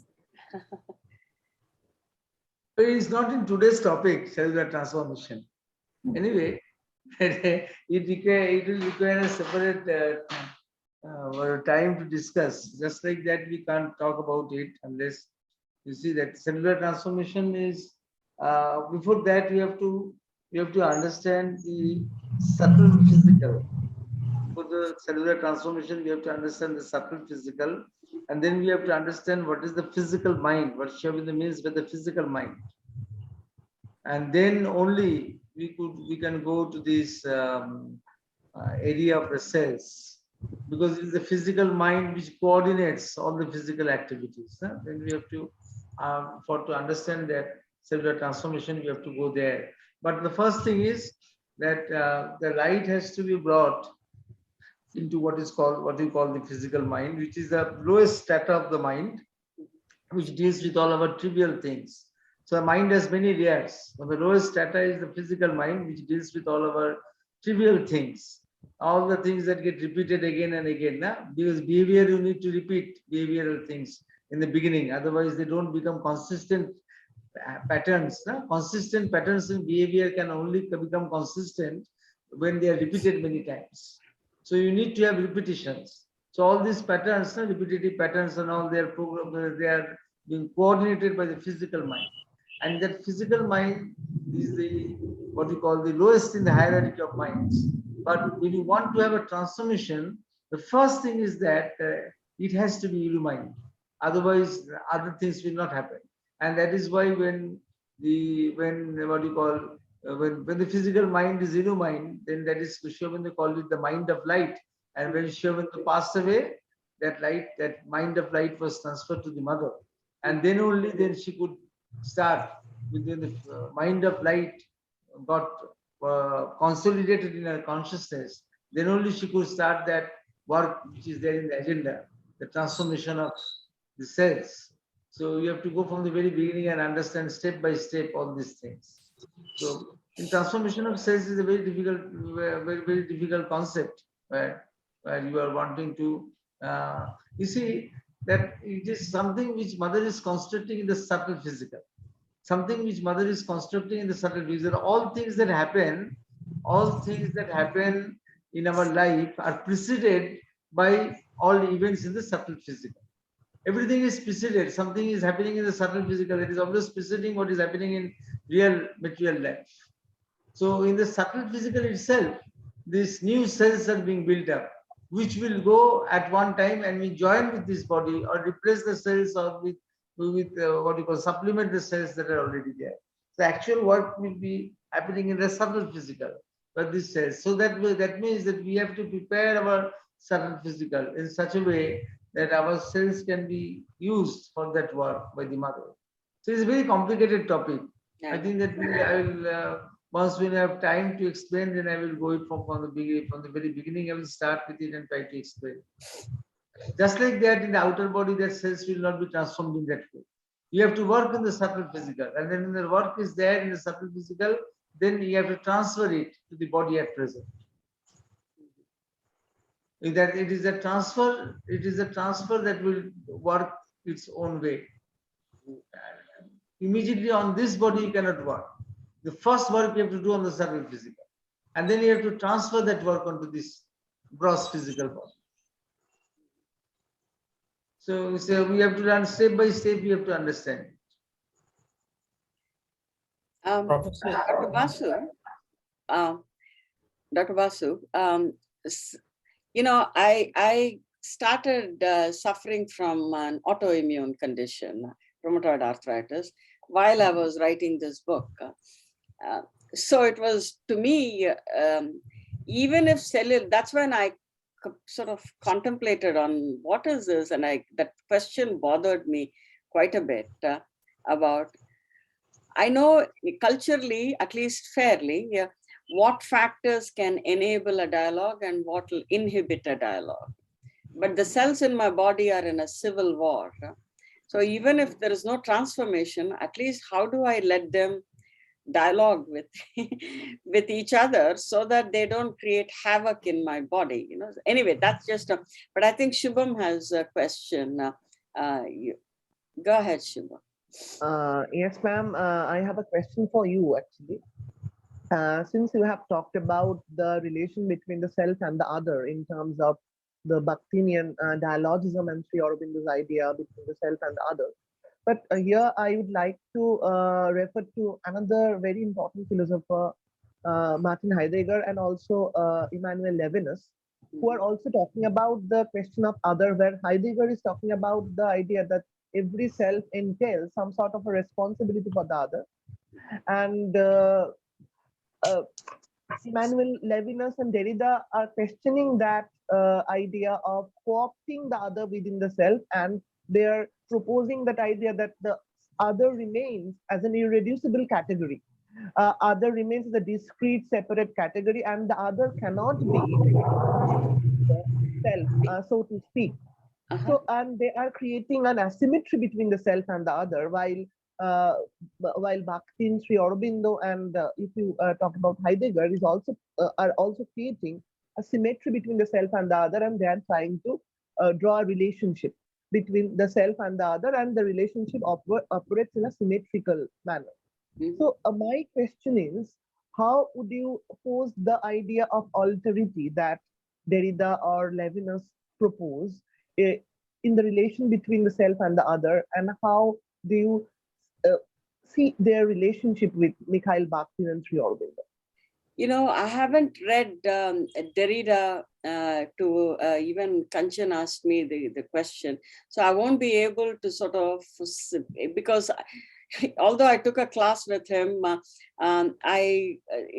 it was for me somehow this world was much more accessible than the Derridian world. It's just a matter of course, the self-other relationship, the alterity has been spoken in so many different ways. But in order for me to do the comparative analysis, which is what your question is, I should have delved into their philosophies very deeply to be able to sort of draw the parallels or draw the distinctions between them. One of the things that even when Kanchan asked me about Derrida is that I find the anchoring point to be lost for me. Okay, so maybe it's just that, but I can recognize that it comes from the Judaic traditions of the, because I think last time Devashish spoke about how the Messiah is, the Messianicity is maintained, but the Messiah, so these traditions, whether it's Judaism or Sanatana Dharma, they have kept those traditions open so that the search is always there. It is, so it is, and that keeps the aspiration that, on the move, so to speak, rather than, because close-ended texts like monologism have a tendency to become fanatical, because it tells you the nature of the divine. It doesn't sort of keep the wonder alive. Right, whereas the open-ended texts always sort of keep that search perennial, and therefore there is a certain power to that. So the other is both an epistemological necessity and there is an ethical responsiveness and emotional responsiveness and ethical obligation that, see, Bakhtin sort of grounds this in the philosophy of aesthetics, right? The aesthetic vision to cultivate. So aesthetics is not just simply about art forms, but our life itself is, we need to compose that self, right? There is a creative composition of life. It is a very active role that we take, just as how the author, see, when we look at art and answerability, whether Bakhtin is trying to redeem aesthetics through theology or theology to aesthetics is an open question, because they lived in very difficult times. He was sent to jail, and he was released only because he was suffered from osteomyelitis, and his leg was amputated. One leg was amputated. He was pretty much on crutches for the rest of his life. And he was not in any major university. So that's why I said he is not the academic empire builder, right? And I think the other point of connection, which probably, I don't know if Derrida talks about laughter or a philosophy built on the lower stratum of the body. In the Sapta Chatushtaya, Sri Aurobindo writes about how laughter is its perfection is God's stamp and seal on the siddhi of the samatha. So it is an,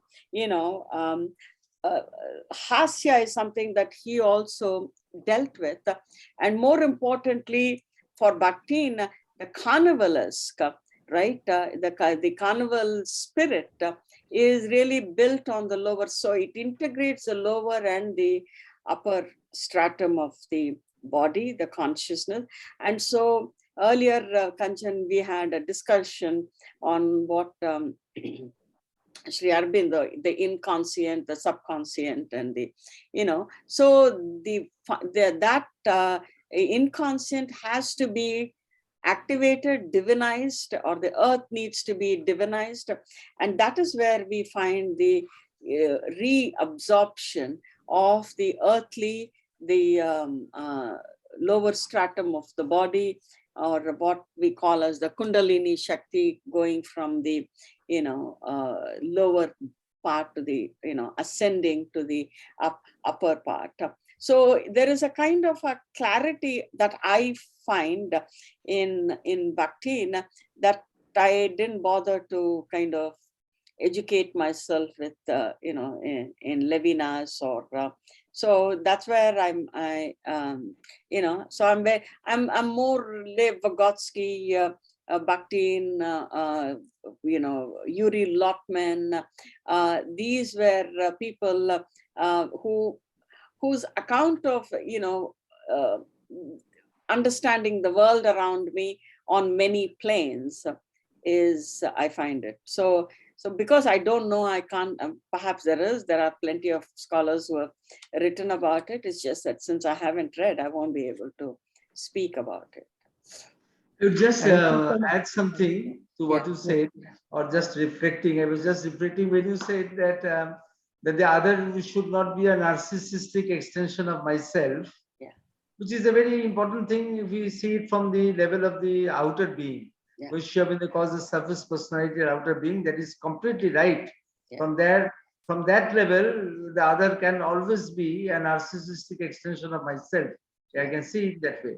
But when I go to the inner being, which is no longer modulated by the ego, then I can become an universalized individual. That's true. Then the risk is not there. The risk becomes less. Yes. And then when I go still behind to the soul space, then when I go to the Jivatma, because the concept of Jivatma is very difficult. It is simultaneously singular and plural. That's right.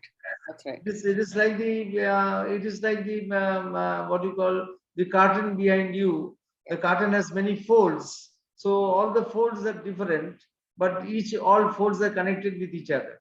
Yeah. So it is only when we can go to that level, when that singular and plural are there together in that concept, then the real spiritual significance of the other can be appreciated. But that's very true. One cannot do before that.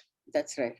In fact, last time I was mentioning about Swamiji here in New York, who explained this, like whether trousers is singular or plural.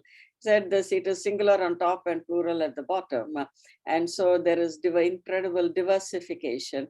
For that matter, it is that same Swamiji who, in that New York Ramakrishna Center, there's a very interesting, many eminent people used to come, and there has been only many years back letters, exchanges between Swami Adishwarananda ji and who was the author of Catcher in the Rye, J.D. Salinger. There was, I think any student of literature will be interested about J.D. Salinger's character, Catcher in the Rye.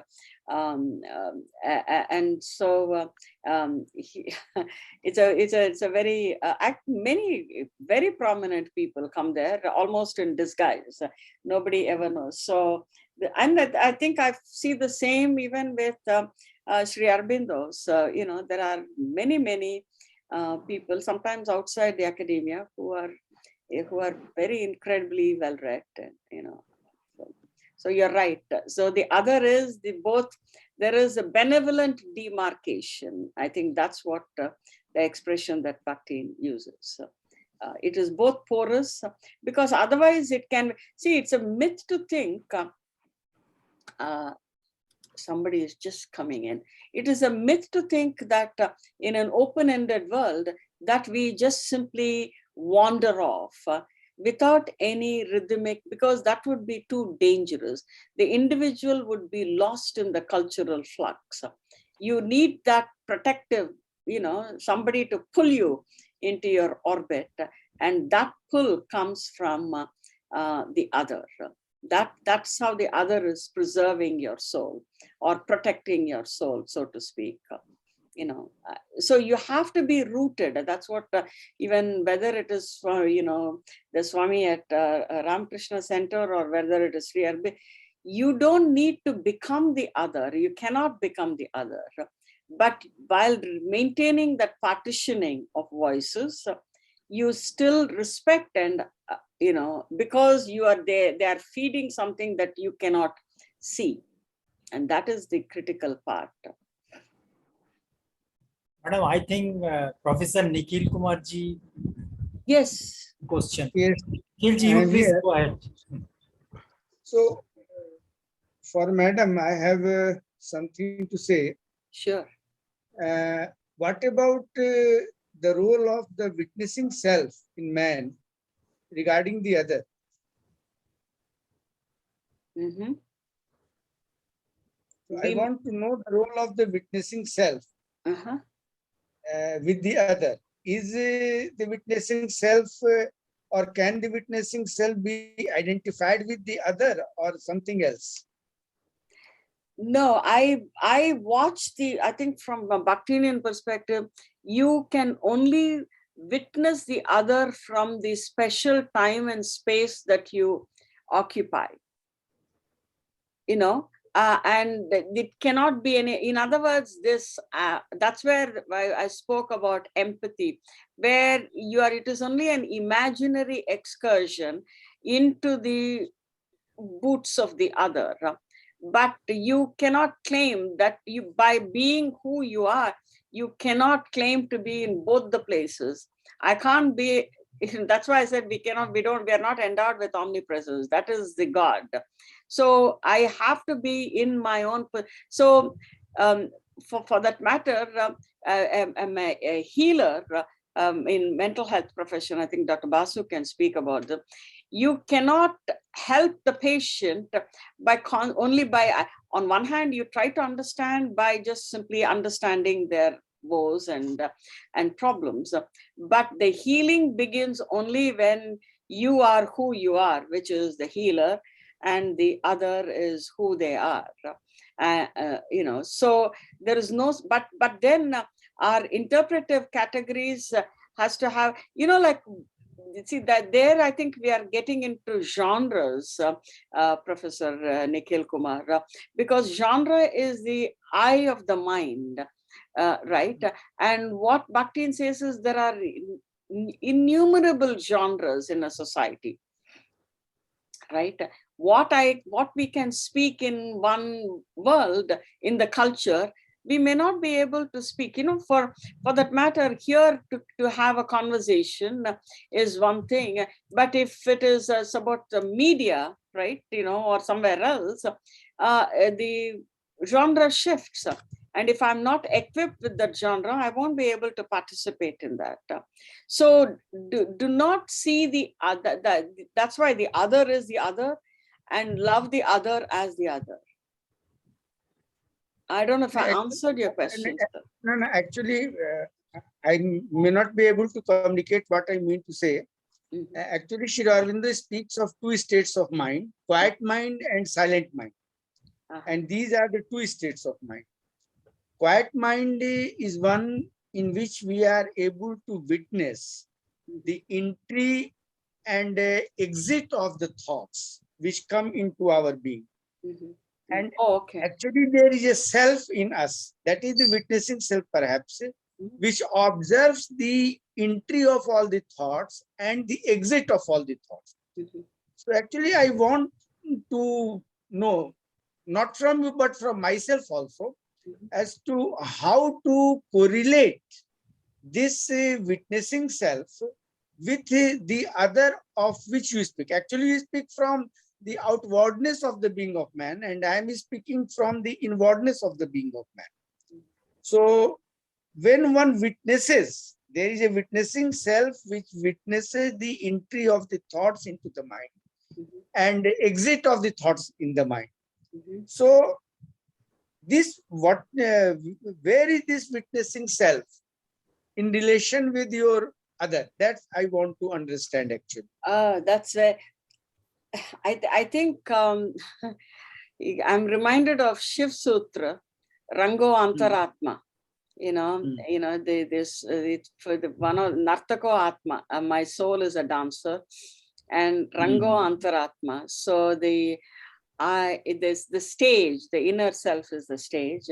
Prekshikani Indriyani, my senses are the spectators of that inner.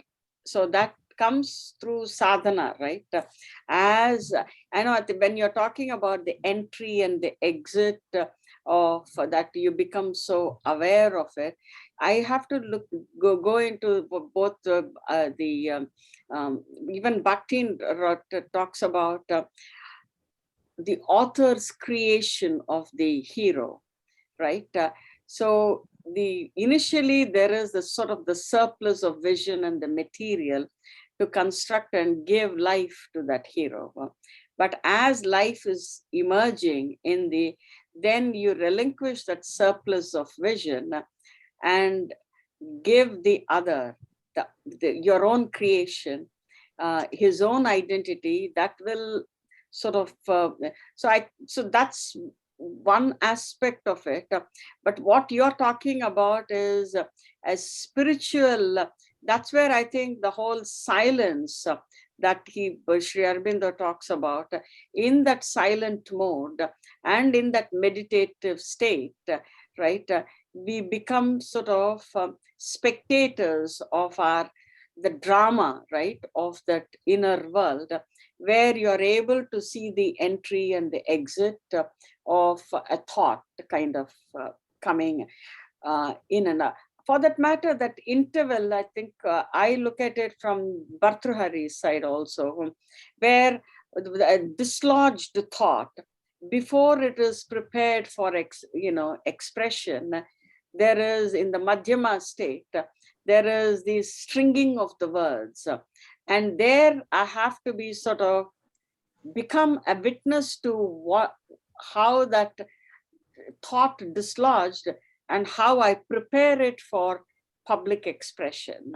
There also that awareness is needed. Or even actors will talk about the entry of that character, and they live in that mode, and then the exit of the character where they return to their original self.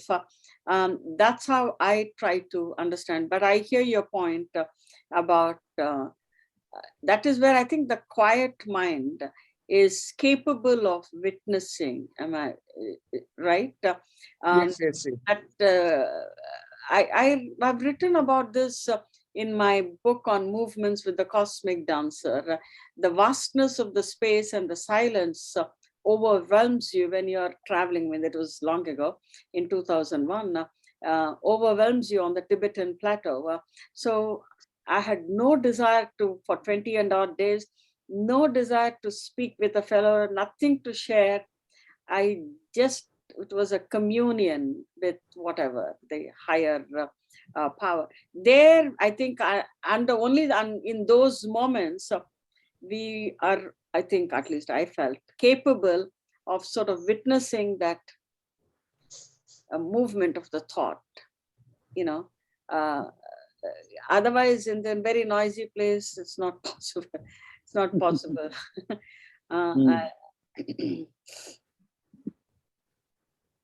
Kanchanda, with this, it's already 10:30 p.m. as per Indian Standard Time. So I think we have to wrap up our discussion for today, and we will continue our discussion in the forthcoming sessions that we are planning to have in the month of April and May and so on. So, and with this, with Kanchanda's permission, can we conclude? And with all of you present over here. Sure. Professor Dotto, please end the session. because Yes, it is. thank you so much. And Shubham has mild fever also. Yes. No, and that's why my voice is a bit nasalized today. Anyway, so with this, thank you, Dr. Soumitra Basu, for such an engrossing discussion on Savitri, and also thank you, Professor Lakshmi Mandalamundi ma'am, for your deliberations on Bakhtin's art and answerability and Sri Aurobindo's idea of the self and the other. And thank you, Professor Nikhil Kumar, for your questions, and thank you, Mr. Kanchan Ghosh, for convening such contemporary relevant webinars as an occasion to pay homage to Sri Aurobindo's Sri Aurobindo's 150th birth anniversary. With this, I would like to conclude the session for today, and we would love to meet again in the months to come, and we will continue this discussion, and the discussion will go on, hopefully, someday in the offline format as well, with all of you present over here, over some cups of tea or coffee. And thank you so much. With this, I conclude the session, and good night to all of you from India. Thank you. Very good Thank night. you Very good. very, very much.